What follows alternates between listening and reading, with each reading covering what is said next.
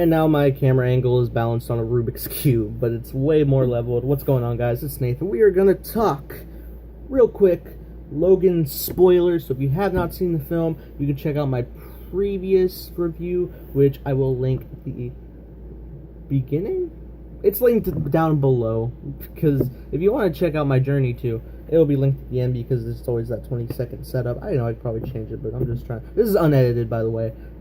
I gotta do some work on other videos. Gonna be doing some mashups for past 4 trailers that came out: Pirates of the Caribbean, Alien Covenant, Guardians of the Galaxy, and Kong Skull Island. So gonna get those up. Kong first. Anyway, Logan.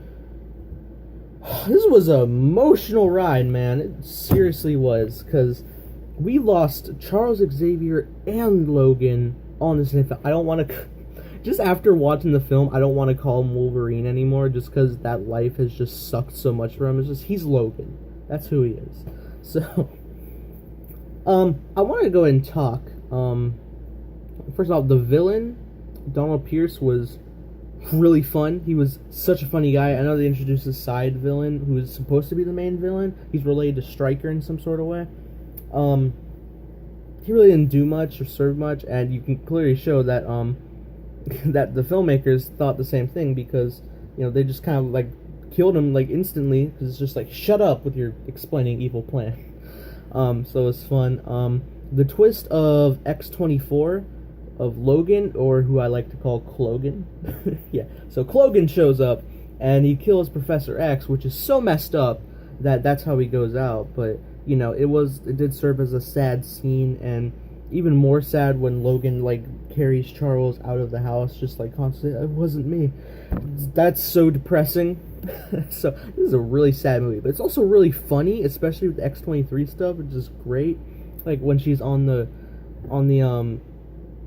horse that's going, and then it runs out of quarters, and she just wants to like claw it, just everything. She just wants to destroy. She can't get her way. It's so funny. And when she finally does speak, and she's like constantly speaking Spanish, and Wolverine's like, shut up. It's so funny. Or the fact that losing my train of thought, that we saw in the gas station, that we saw in the trailer, that she flips the dude and wants to beat him up just because she's stealing. It's great. She's great. Daphne Keane did an incredible job for her first ever performance. So good. I have to commend her greatly. And if you're not following her on Twitter, you ought to. She only has about 6,000 followers, which was baffling to me. I know she like just set it up, but she set it up like before the first trailer, or slightly after. So you guys get her more followers, man. She's X-23. Go follow her on Twitter at Daphne Keane. Great person. Anyway, Charles Xavier was really cool in this film, and the fact that he had the degenerative brain disease was brilliant. That they gave that to the world's strongest mind. That serves the world very dangerously, and it creates a good plot element that creates a lot of tension, and especially the casino scene of Wolverine, where he's like charging through, can barely move, and he's just sticking it through people's heads, like out of their face, up there, out the top of their head. So cool, because they really do just go out with the violence just immensely, and they don't care, because this is how Wolverine was and is in the comics. And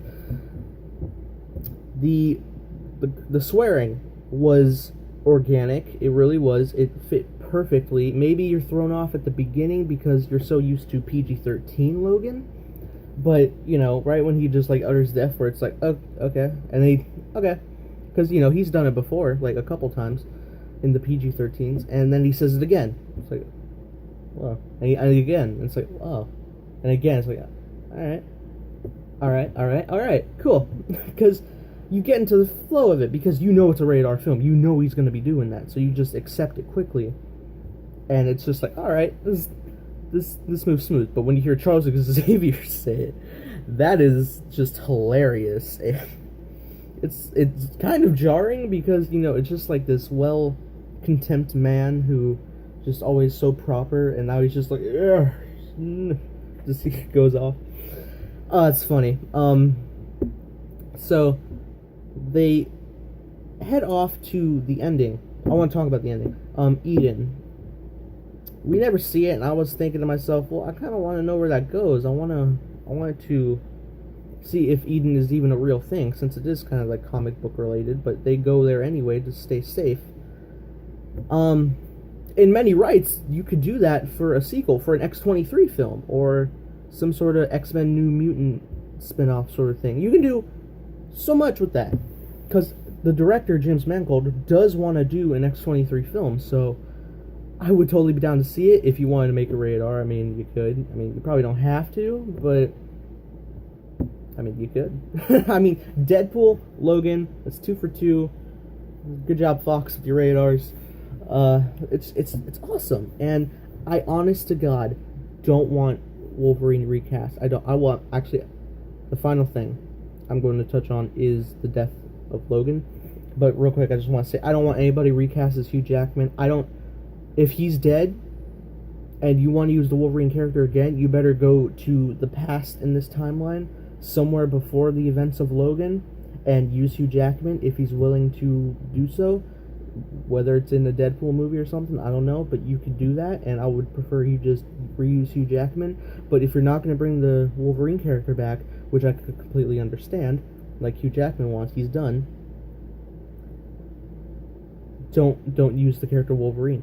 Just don't recast him. You know what you can do? You can use X-23. She can be the new Wolverine, like in the comics. She became the new Wolverine. So, just do that. Don't recast. Daphne Keane did an incredible performance. We already love her. She's cemented in this universe now as an amazing character. She can be the next Wolverine.